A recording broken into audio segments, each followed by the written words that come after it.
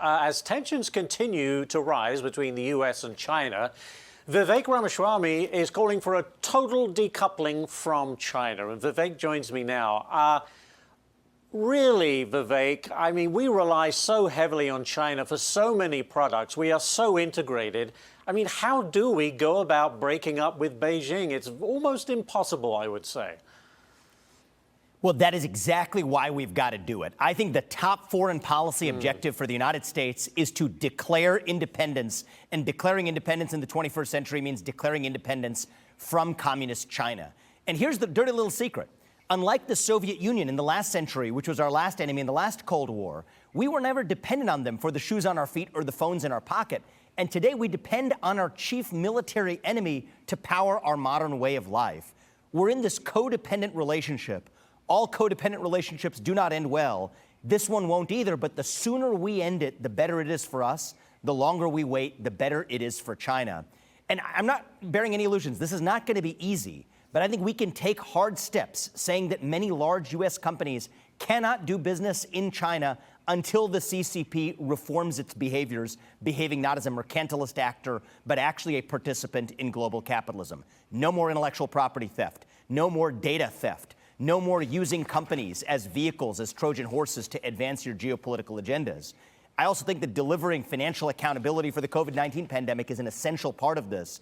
But I think the current American moment calls not for a Neville Chamberlain, it calls for Winston Churchill-like moment to think not on the scales of electoral cycles, but on the scales of history, and that's what we're missing. Do you think you can make some company like Nike or even Disney, for that matter, to turn their back on what is a very big, lucrative market?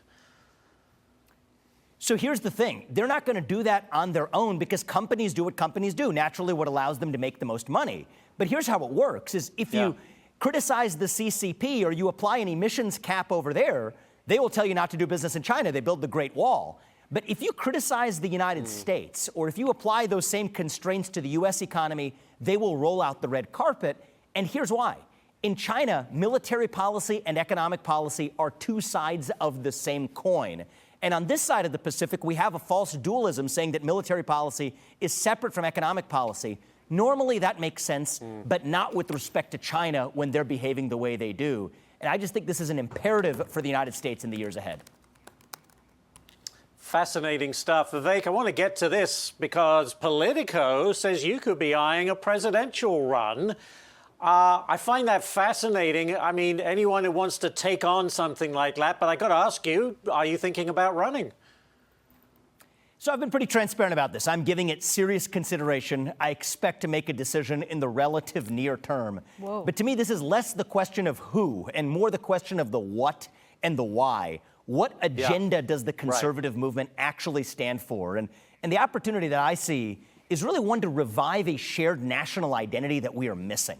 My generation is so hungry for purpose and meaning right now, yet we've given up on faith and patriotism and hard work and family.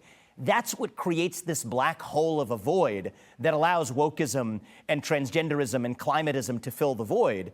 And though even folks like myself, bluntly, have spent a lot of time complaining about those things, I now want to look in the mirror and ask myself, how can we go upstream and solve the problem?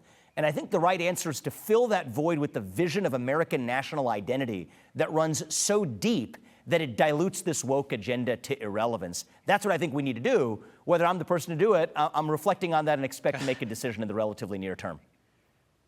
Well, that was my next question. I mean, that sounds like a campaign speech to me, Vivek, but you know, the world of politics is brutal. Are you ready to really put yourself on the line? So look, I've taken criticism even for some of the positions I've taken in the private sector. That part doesn't bother me. But the right question is, who's going to be the right messenger to deliver this vision to the American people? I've been traveling to Iowa, traveling to New Hampshire. One of the things, I've traveled the country. I've traveled a majority of U.S. states as part of my last 2 book tours. The question for me is, this is my vision for American national identity. Do most Americans actually believe this? My strong sense is actually most of them actually do. They just don't know it because we're not allowed to talk about it anymore. I want to be able to talk about that in the open again. And so I'm giving this real serious consideration and expect to decide relatively soon. We look forward to it, Vivek. Hopefully you'll make that announcement on Varney. We'll have to wait and see, but thanks for joining us today. We do appreciate it.